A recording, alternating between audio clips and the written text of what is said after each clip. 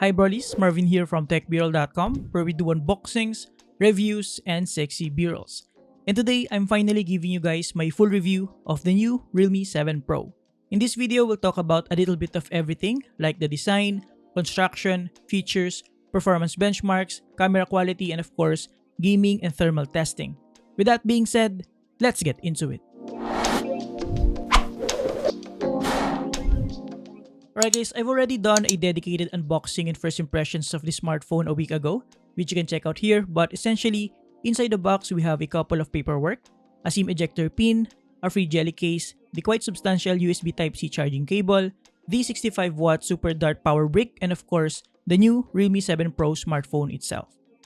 In front, we have the Super AMOLED 6.4-inch Full HD Plus 2400 by 1080 resolution display with 411 pixels per inch density and with a screen-to-body ratio of around 90.8%, the bezels are quite thin as you can see here. It is also protected by a pre-applied screen protector, but underneath that, it has Corning Gorilla Glass 3 Plus protection as well. Here in front, we also have the cutout on the upper left corner to make way for the 32-megapixel wide-angle selfie camera, and we also have here on the top center edge the subtle earpiece. Overall, the front side is pretty minimal, and like I said, the bezels are relatively thin, allowing for a much cleaner look. Now, another key difference of the Realme 7 Pro from the rest of Realme smartphone is the in-display fingerprint reader. But like most optical in-display fingerprint reader, it is not as accurate as a regular one, and sometimes I have to tap it first before it starts recognizing my fingerprint, like I said on my first impressions of the smartphone. Now, looking on the left side, we have the SIM tray that supports 2 nano SIM cards and a micro SD card. And we also have here 2 dedicated buttons for adjusting the volume, and as you can see, we have this sort of chamfered edges to give that impression that the smartphone is slimmer than it actually is, at least looking from the side. On the other side, we have the power button that is conveniently spaced to be reached using just one hand. Now, looking at the top side, we have the secondary microphone, and looking at the other side, we have a 3.5mm headphone jack, the main microphone, the USB Type-C port, and a single downward firing speaker. Now, most of the interesting design elements of the smartphone are located at the back. Right here, we have this sort of mirror type design that at the same time mimics the compact disc reflection that gives the smartphone that premium look, and like most Realme smartphones that I've tried before, the finish and texture of the Realme 7 Pro is relatively fingerprint resistant. Not as resistant as the C series, but right in the middle of being shiny and matte, which I personally prefer. Well, let's just say that it is still shiny and still susceptible to fingerprint, but not as much compared to a fully glossy glass back. Another key design element here is the patented Realme logo on the lower left corner, and the second-gen Sony IMX682 64-megapixel quad camera setup that features a 64-megapixel main camera, an 8-megapixel ultra-wide-angle lens, a 2-megapixel black and white portrait lens, and a 2-megapixel macro lens alongside a small flash. Speaking of the cameras on the Realme 7 Pro is honestly quite good, even the ultra-wide lens as you can see on the sample photos. The ultra-wide shots have substantial details, contrast, and most importantly, just the right amount of saturation that makes the images pop.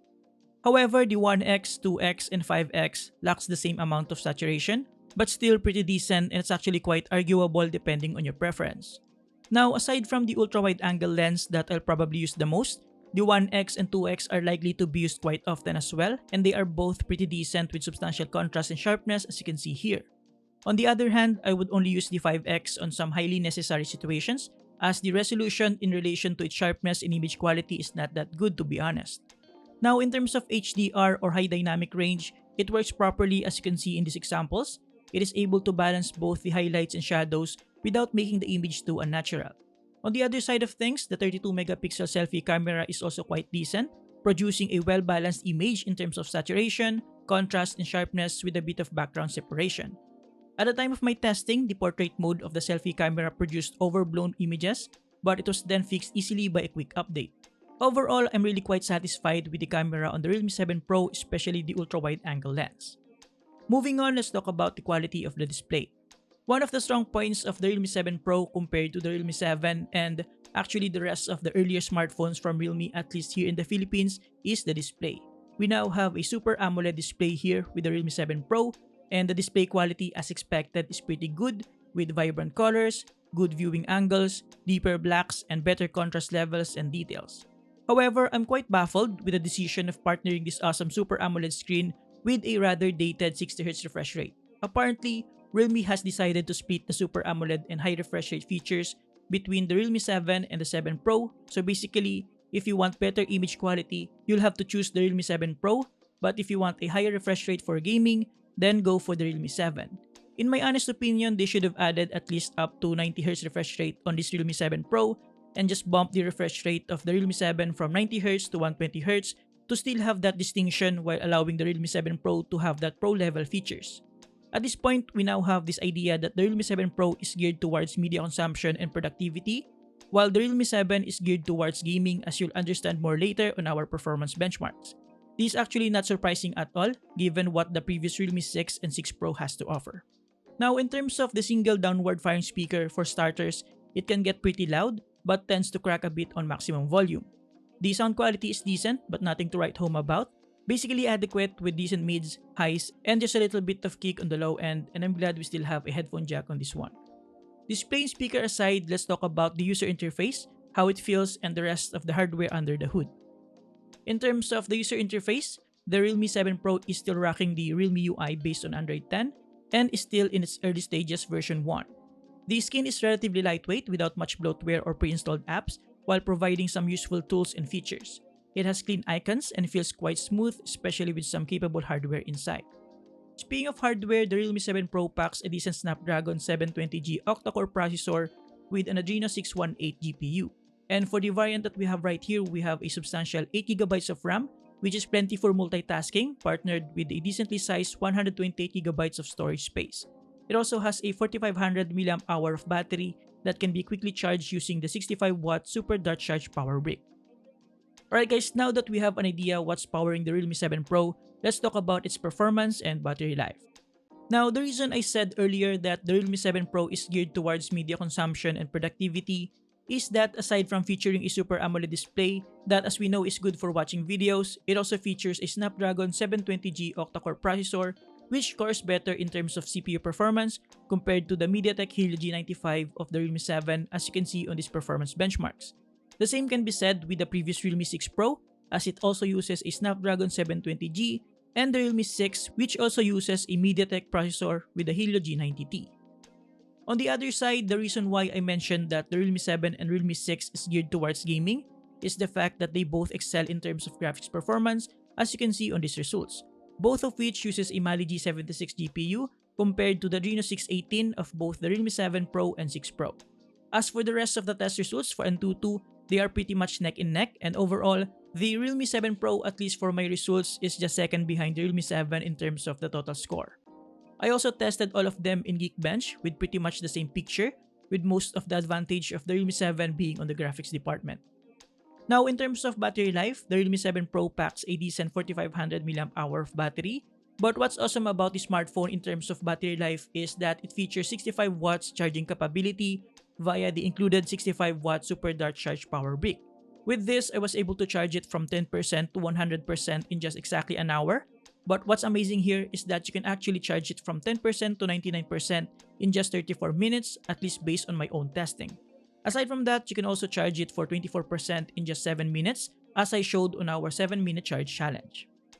Now, in terms of the actual battery endurance, with our usual PC Mark Work 2.0 battery life benchmark, with maximum brightness and maximum volume with earphones plugged in, the 45,000 mAh of battery lasted for around 8.13 hours, which is longer than the 5,000 mAh of the Realme 7, probably due to the more efficient Snapdragon processor of the Realme 7 Pro.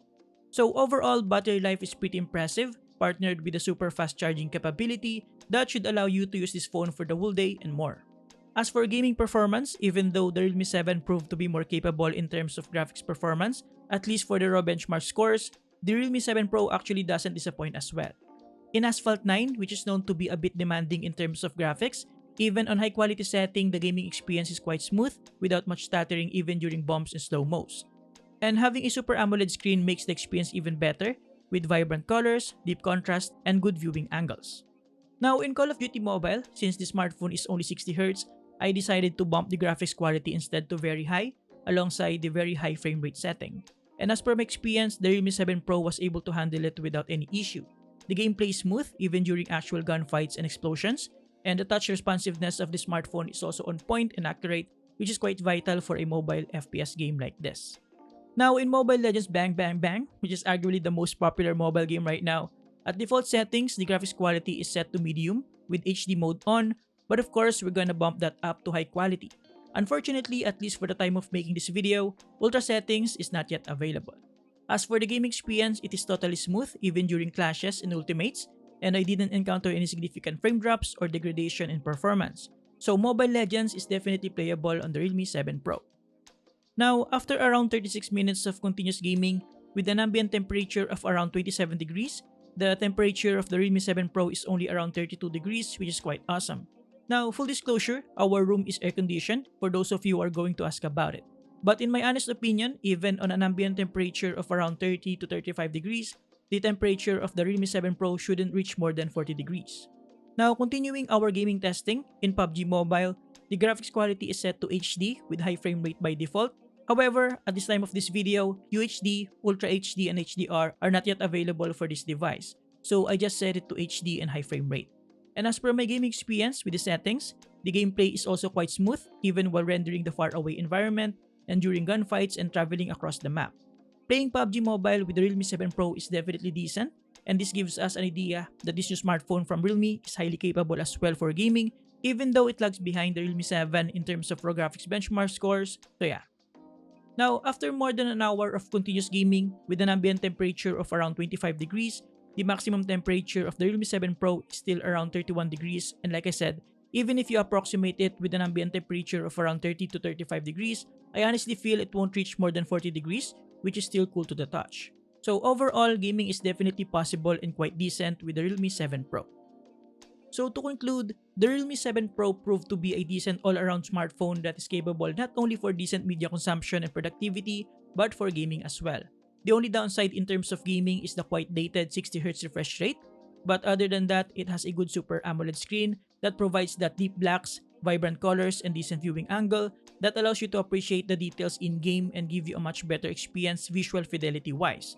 It is also highly capable in terms of competitive FPS and high graphics intensive games, but in my opinion, where this shines the most is for productivity and mobile photography, with a decent processor for multitasking and a set of cameras that are capable of producing good images in different perspectives using the quad camera setup. Not to mention the super fast 65W super dart charge feature that will certainly come in handy. And there you have it guys, thank you for watching. Huge thanks to Realme for sending this in. You can get this from the links below as well as all the current promotions and freebies that you can take advantage for a limited period of time. Next up is my full review of the Realme 7, so make sure to subscribe so you won't miss out. Thank you for watching, have a great day guys, you're awesome.